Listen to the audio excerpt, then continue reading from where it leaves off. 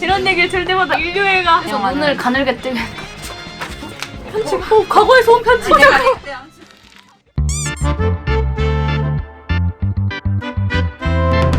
진주님의 책 추천 한번 들어볼게요. 저는 최근에 읽은 책 위주로 가져왔습니다. 저에게 SF의 맛을 알려준 책, 우리가 빛의 속도로 갈 수 없다면. 이거 아마 읽으신 분들 많을 텐데 전 SF가 되게 광활하고 스타워즈 막 우주에서 싸우고 네. 이런 것들만 SF인 줄 알았는데 일상적인 SF도 쓸 수 있다는 거를 이 책을 읽고 알았어요. 진짜 과학기술이 발전했을 때 우리한테 어떤 일이 일어날 수 있는지를 쓴 소설이어서 되게 재미있게 읽었습니다. 다들 근데 이거 재밌게 읽은 사람들 되게 많더라고요. 단편집이어서 그리고 좋아하는 단편을 찾으실 수 있을 것 같습니다.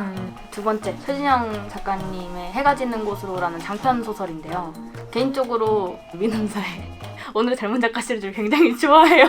되게 좋아해가지고 이 시리즈 책들을 많이 읽었는데 이 소설이 가장 좋았어요. 디스토피아? 멸망 직전의 세계예요. 그 안에서도 희망, 사랑을 찾고 인류애가 사라지지 않아. 그런 느낌을 받을 수 있어서 되게 좋았거든요. 그럼 이런 책을 읽으면서 막 상상을 하는 거예요? 그럼요. 상상이 이게 돼요? 내 현실과 동떨어져 있는 거는 나랑 다른 이야기? 남의 이야기라는 생각이 너무 많이 들어요. 이게 나한테 일어나지도 않을 일인데 그런 느낌이 드는 것 같아요. 제가 어렸을 때 이상한가요? 싱크백을 좀 하셨어요. 싱크백 짱. 이 안에 보면 아까 제가 말했던 독서 습관이 드러나 있을 텐데 보이나요? 제 팔이 여기까지. 이런 식으로 저는 마음에 드는 문장에 적어놓거든요. 문장 읽어주세요. 거의 첫 페이지 가까이 나오는 거거든요. 미소는 전설 속 비밀의 열쇠처럼 엄마에게서 아빠에게로, 아빠에게서 내게로 부탁되었다. 전설. 죽는 순간 나는 미소에게 무슨 부탁을 할 수 있을까? 사랑해. 사랑을 부탁할 것이다. 내 사랑을 부탁받은 미소는 어떻게든 살아남을 것이다. 사랑을 품고 세상의 끝까지 돌진할 것이다. 저는 약간 사랑이나 희망이나 이런 단어들을 보면은 저한테는 뭔가 눈에 안 보이는 거라는 생각이 들어가지고 확 와닿진 않는 것 같아요. 이런 얘기를 들을 때마다 인류애가 사랑이 눈에 보이는 순간들이 있죠. 그 순간을 붙잡고 사는데 엠프제는 마지막 책 이거 진짜 강추. 회사에서도 엄청 추천하고 맞아. 다닌 책인데 김소영 작가님이 쓰신 어린이라는 세계, 이건 에세이집이에요. 이제 어린이들을 데리고 독서 교실을 하면서 뭐 일어난 어린이와 관련된 에피소드들을 적으신 책인데 이거 제가 독서 감상문 쓸 때 어떻게 썼었냐면 어린이가 있는 세계에 사는 사람이라면 누구나 읽어봐야 될 책이라고 썼던 것 같아요. 어린이라는 존재에 대해서 다시 한번 생각해 볼 수 있는, 저희가 잊었던 어린이의 세계에 대해서 다시 한번 상기시킬 수 있는 좋은 작품입니다. 꼭 읽어보세요. 꼭! 정말 좋은 책이에요. 진주님이 지금 소개해주신 책들이 얘기만 들었는데 되게 힐링이 많이 느껴지고 눈에 보이지 않지만 사람들에게 그 필요한 어떤 것들을 전달하는 그렇습니다. 책들인 것 같아서 책 추천 되게 좋았던 것 같고 전혀 1도 공감하지 못하고 계신 이틀 아란님의 책을 한번 추천받아볼게요. 저는 우선 제가 가장 좋아하는 책이에요. 고등학생 때 처음 읽었나? 잠깐만요. 과거에서 온 편지! 내가 이때 아무튼 뭐야! 깜짝이야! 아니 수미님의 연애 편지가 여기! 이게 무슨... 사랑해. 제가 제일 좋아하는 책은 바로 이 책인데요. 제가 이거 고등학생 때 처음 읽었어요. 제가 그 글을 쓰겠다고 마음 먹었던 순간이 하성란 작가님의 이 소설을 보고 진짜 나도 이런 글을 쓰고 싶다라는 생각을 했던 것 같아요. 이거 소설집인데요. 별모양 얼룩이라는 소설은 1999년도 시랜드 화재 참사 사건을 다루고 있고요. 빛보다 구주 오셨네라는 소설은 집단 성폭행이 담겨있는 소설이에요. 고요한 밤은 아파트 층간소음 문제를 다루고 있고 와이셔츠라는 소설에는 고등학생이 자살하는 장면이 나와요. 그리고 저 푸른 초원 위에라는 소설에는 장애아동이 나오고요. 개망초라는 소설에는 그 무면허 운전으로 뺑소니 당해서 죽은 여고생이 나와요. 우리 사회의 트라우마라고 할 수 있는 부분이나 개인의 고통스러운 내용들이 되게 많이 담겨있고 이거를 극복해 나가는 그런 과정들을 담고 있는 소설인데 저는 고등학생 때 처음 읽었을 때는 되게 담담하고 서늘하고 좀 무섭다는 생각을 했었는데 저는 성인이 돼서 이 사회를 다시 보니까 사회는 이것보다 더하면 더했지 덜하진 않더라고요. 우리가 두 눈으로 목도하기 되게 어려운 사회 현상들이나 사회의 트라우마, 사회의 생채기나 이런 것들을 제대로 좀 보여주고 있다고 저는 생각을 했어요. 이 책이 저한테는 되게 큰 충격으로 다가왔고 이 소설을 보고 약간 나도 이렇게 사회의 트라우마나 생채기를 끄집어내가지고 지금 당장은 아플지언정 길게 봤을 때는 빨간 약을 바를 수 있는 소설을 쓰고 싶다는 생각을 했었고 신문의 그런 짤막한 기사들로 끝낼 수 있는 이야기들을 이렇게 소설로 풀어낸 게 되게 좋았는데 이 소설집에서 신기하다? 포인트다라고 생각했던 부분이 등장인물들의 이름이 거의 잘 안 나와요. 그녀, 그, 여자, 남자, 아버지, 어머니, 딸, 아들 이런 식으로만 나오거든요. 이름을 딱히 작가가 부여 안 해준 이유가 이게 우리 모두의 이야기가 될 수 있기 때문이라고 저는 생각을 했어요. 누구도 겪을 수 있는 이야기. 저는 특히 이 소설에서 가장 인상 깊었던 그 문장이 있는데 아까 진주님은 사랑 그런 문장을 얘기했는데 저는 아무튼 그날 숲을 헤매면서 내가 제일 두려워했던 것은 멧돼지도 곰도 호랑이도 아니었다. 나는 숲 한가운데에서 인간과 맞닥뜨리지 않기만을 바랐다. 숲에서 호랑이, 곰, 사자 만난다고 무섭겠어요? 무섭겠죠. 무섭겠죠. 하지만 가장 무서운 건 숲 한가운데서 마주치는 사람이 아닐까요? 좀 섬뜩하고 담담한 이 문장을 담은 이 소설이 저한테 가장 큰 충격을 준 책이었다고 생각을 해요. 그래서 정말 추천하는 책이고요. 그리고 두 번째는 달려라 아비. 요거는 색깔이 좀 화려하고 귀엽고 이런 표지인데 이것도 표지에 속으면 안 돼요. 표지와 달리 되게 일상의 남루한 사회의 가장 아래에 있는 화려한 도시 속에서 감춰져 있던 도시 생활자를 그린 소설집인데요. 좀 동시대 젊은 사람들의 궁핍을 드러낸 것들인데 사실 근데 표지처럼 약간 위트 있고 톡톡한 느낌은 들긴 해요. 젊은 작가분이시기 때문에 좀 위트 있는 느낌은 있는데 책 안에 들어있는 모든 소설들이 그냥 우리 시대를 그대로 그냥 담고 있다는 생각이 들었어요. 이게 그냥 우리의 현실, 우리의 사회, 우리의 지금이라는 생각이 들었는데 이 책 안에 나는 편의점에 간다라는 소설이 있는데 제목 그대로 대학까지 자취하는 대학생이 편의점에서 편의점을 관찰하면서 사회의 자본주의에 대해서 좀 바라보는 내용이 나오고요. 또 노크하지 않는 집이라는 소설이 있는데 대학가 자취방이 막 몰려있는 그런 주택 안에서 서로를 의식은 하고 있지만 서로와 그렇게 가까워지고 싶어하지 않고 근데 또 서로를 궁금해하는 그런 좀 아이러니한 그런 현실을 다룬 소설들이 들어가 있는데 그 빛나는 서울, 빛나는 도시 그 아래에서 이런 사람들이 살아가고 있고 그게 곧 우리의 모습이기도 하다라는 생각이 들어서 이 책도 정말 추천하고요. 앞전에 말했던 푸른 수염의 첫 번째 아내와 달리 위트 있는 그런 문장들이 있어서 되게 재밌어요. 근데 저도 이 책을 한 반 정도 읽었는데 저는 또 오히려 너무 밑을 내려다본다고 생각하지 않았거든요. 정말 소시민들의 일상 같다는 생각을 했어요. 전 되게 공감이 많이 됐거든요. 왜냐면 난 진짜 이런 사람들을 봤으니까. 내가 엄청 낮은 이런 게 아니라 뒤돌아보면 당장 우리 옆에 있을 우리 주변에 다 편의점 있듯이 재밌습니다. 맞아요. 이 책은 진짜 재밌어요. 나머지 반도 읽어야 되는데.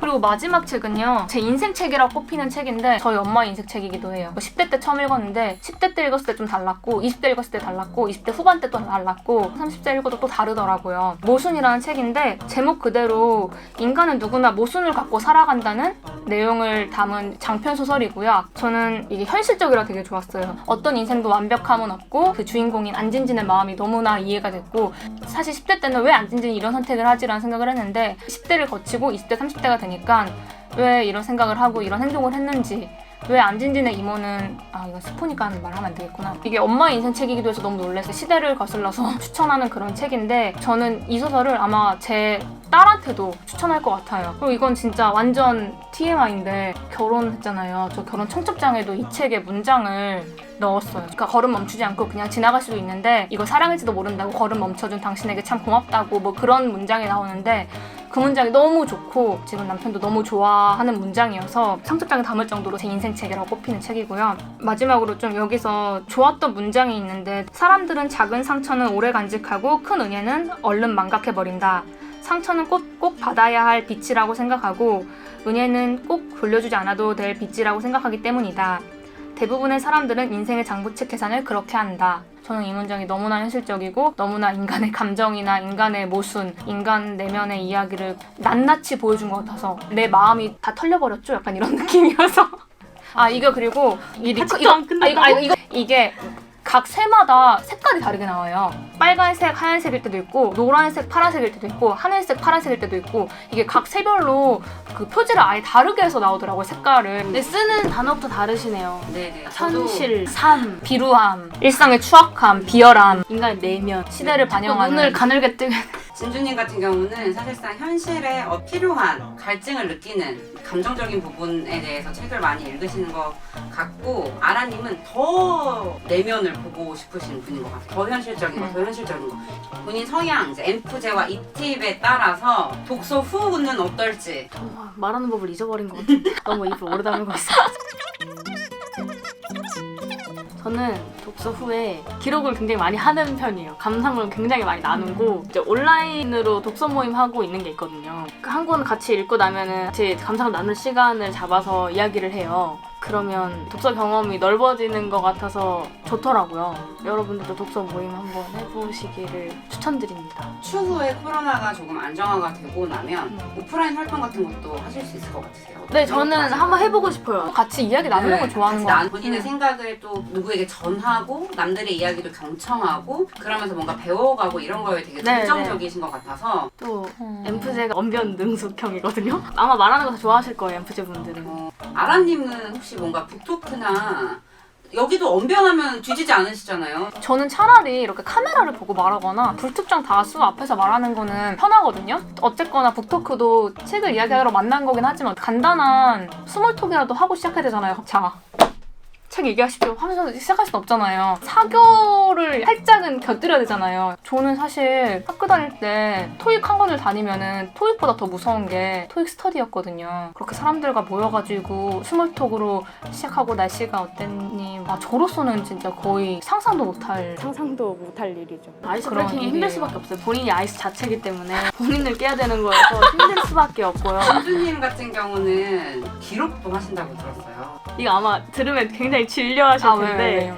요즘 노션으로 많이 기록을 하고 있거든요. 어떻게 하냐면 이렇게 올해 책 리스트를 만들었어요. 읽은 책 리스트를 그 리스트 안에 링크를 타고 들어가면 그 책마다 독서 감상문이 나오게 정리를 해놨거든요. 주에 한 번이나 좀 많이 바쁘면 2주에 한 번씩이라도 이렇게 업데이트를 좀 해놓고 뭐 읽은 날짜나 감상문이나 내가 꼽은 키워드나 그런 것들을 정리를 해놓는 편이고, 그리고 독서 감상문 같은 경우에는 블로그에도 올리고 또 그거를 어플에도 올려요. 그 페이지라는 어플을 저는 쓰고 있긴 한데 진짜 열심히 사는구나. 책 읽고 서로의 독후감을 볼 수 있는 어플이 있어요. 남들이 뭔가 누를 수 있거든요. 내 감상문을 좋아합니다. 아니면 내 후기를 읽고 책을 읽고 싶어졌습니다. 뭐 이런 알람이 떠요. 그게 되게 뿌듯하더라고요. 지금 아라님 이제 보는 내내 네. 저희 진주님을 전혀 이해가 안 된다는 또 표정으로 공감 1도 못하고 계시는데 아니. 이 팁 아라님의 독서 후 습관은? 저는 그냥 책 읽으면 끝이에요. 그냥 끝이에요. 저도 가끔 정말 인상 깊었던 책은 개인 블로그에 올려두긴 해요. 근데 남의 건 잘 안 찾아봐요. 그냥 내가 생각한 그대로 저는 이해하고 싶어가지고, 저는 그리고 독후감을 사실 쓰기보다는 필사를 많이 해요. 이 사람의 문체나 이 사람의 이야기나 풀어나가는 구성? 이런 것들을 이렇게 하고 싶어가지고 필사를 자주 하고, 남의 이야기는 그냥 궁금하진 않고 차라리 작가에 대해서 작가의 뭐 인터뷰나 이런 것들 찾아봐요. 왜냐면 작가 인터뷰가 가장 정확한 거잖아요. 아라님이 책을 읽다가 궁금해지는 게 있으면 어떻게 해요? 궁금해요? 아나님은 별로 궁금해하지 않으세요? 그냥 그냥 읽다가- 스무스하게 그냥 그런가? 아니 아니 자기계발서나 뭐 그런 인문서가 아닌데 소설을 보면서 궁금할 때가 있어요? 있죠. 아 진짜요? 없어요? 저는 다 작가의 의도라고 생각을 해요. 그러니까 그 작가의 의도가 뭔지를 알려면 그게 뭔지를 알아야 되잖아. 만약 어떤 책을 언급했어. 그럼 난 그 책이 무슨 내용인지도 궁금하고, 내가 모르는 뭔가 지형에 대해서 나왔다. 그럼 그게 정확히 어떤 지형인지에 대해서 궁금해서 난 검색도 아 해보고. 그쵸. 저도 뭐 예를 들어서 이 푸른소매 첫 번째 안에 나오는 1999년도 시랜드 화재 참사 이야기, 99년도엔 저는 초1이었으니까 모르잖아요. 그러면 전 차라리 그냥 뉴스 찾아봐요. 진짜 이때 이랬구나 라는 생각 그냥 하고, 그거 외에는 딱히 없지 않나요? 모르겠어. 전 책 읽고 제 감상이 중요해요. 감상을 최대한 많이 수집하는 게 난 중요해요. 저는 남의 감상은 안 궁금해요. 차라리 작가의 말 아니면 평론가들의 얘기 많이 들어요. 뭐 김유정 문학상이나 뭐 이상 문학상 받은 작품이면은 심사위원들의 그런 심사평이 있을 거 아니에요. 저보다 더 확실히 위인 나은 작가님들의 그런 평을 듣는 게 좋지, 저랑 비슷한 사람 얘기 들으면 어차피 뭐 거기서 거기 아닌가라는 생각. 근데 거기서 거기가 아닌 게, 전 독서 모임을 하고 있지만 질문을 보통 사전에 하나씩 올리거든요. 그럼 질문도 다 달라. 그러니까 이걸 주제로 나누고 싶은 이야기가 다 다르고 그 질문 하나에 대한 답변도 다 달라요. 저는 분명히 의미가 있는 활동이다. 당연히 의미가 있어 보여서 부러워요. 좋아 보이는데 저는 그냥 사람 만나서 얘기하는 게 싫어요. 왜 이러는 걸까요?